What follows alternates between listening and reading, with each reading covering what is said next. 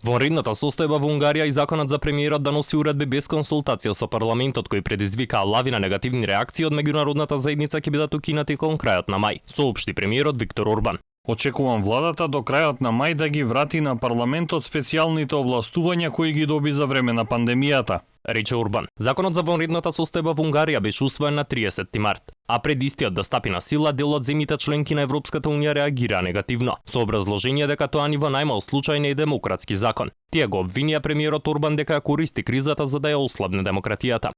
На ова министерот за надворешни работи на Унгарија и најблизок соработник на премиерот Орбан, Петер Сијарто, им порача: Унгарија е нација постара од 1 милениум и нема потреба од никакво патетично и лицемирно водство. Имајте доверба дека ние, унгарскиот народ, можеме сами да одлучиме што сакаме и што не сакаме. Заклучно со денеска бројот на заболени од COVID-19 во Унгарија изнесува над 3400 лица, а починале околу 450 лица.